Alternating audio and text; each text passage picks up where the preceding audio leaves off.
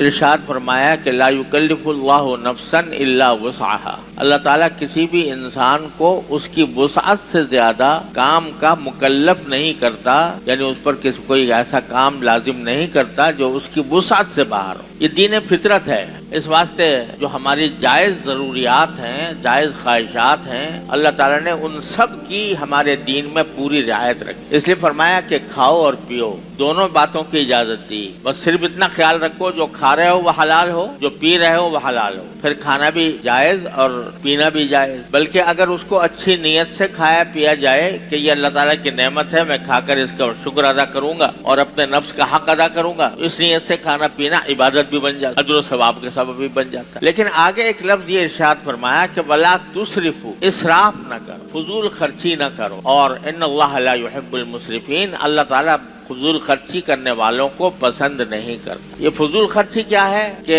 جتنی باقی انسان کو ضرورت ہے اس سے زیادہ کھائے، یہ بھی اسراف ہے، اور اپنے پیٹ کے اوپر زیادہ بوجھ ڈال دینا جس سے آدمی بیماری کا سبب، جو بھی انسان کے لیے بیماری کا سبب بن جائے، یہ اسراف ہے۔ اور دوسری چیز اسراف یہ ہے کہ اللہ تعالیٰ کی کسی بھی نعمت کو بیکار ضائع کرنا، اللہ تعالیٰ کی کسی بھی نعمت کو بیکار ضائع کرنا، یہ اسراف، اور یہ قرآن کریم نے صاف لفظوں میں اس سے منع فرمایا، اور فرمایا کہ جو ایسا کرتے ہیں وہ اللہ تعالیٰ ان کو بالکل پسند نہیں کرتا۔ لہذا جب آدمی کھا رہا ہو تو اس میں بھی اس بات کا خیال رکھے کہ بھئی جتنا میں کھا سکتا ہوں اتنا ہی میں نکالوں اپنے کھانے کے لیے، ایسا نہ ہو کہ اکٹھا نکال لیا بہت سا اور اس میں سے کھایا صرف تھوڑا بہت، اس کے بعد جو باقی بچ گیا وہ پھینک دیا یا بیکار کر دیا، یہ اسراف ہے۔ آج کل ہماری دعوتوں میں، جو تقریبات میں جو دعوتیں ہوتی ہیں، اس میں بکثرت یہ ہوتا ہے، جو آج کل بوفے سسٹم نکلا ہے، تو اس میں ہر جو آدمی ہوتا ہے وہ جا کر بڑی بڑی دیگیں رکھی ہوئی ہوتی ہیں، اس میں سے کھانا نکالتا ہے، تو اکٹھا ہی بہت سارا نکال کے رکھ لیا اور پورا کھا نہیں سکے، لہذا وہ جو باقی بچ گیا وہ بیکار ہو گیا۔ وہ اللہ تعالیٰ کی رزق ہے، اللہ تبارک و تعالیٰ کی عطا ہے، اس کو بیکار چھوڑنا، بیکار ضائع کرنا،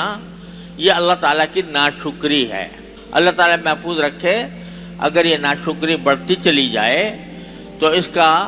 عذاب یہ ہو سکتا ہے کہ اللہ تعالیٰ اس کو محروم ہی کر دے رزق سے۔ تو اس واسطے کھانے کے وقت میں بھی آدمی کو اس بات کا لحاظ رکھنا ضروری ہے، شرعاً ضروری ہے کہ اتنا نکالے جتنا وہ کھا سکتا ہو، اور باقی اگر فرض کرو کچھ بچ جائے تو وہ اس کو اس طرح بچائے کہ وہ بیکار ضائع نہ ہو، اس کو پھینکنا نہ پڑے، وہ کسی اور کے کام آ جائے،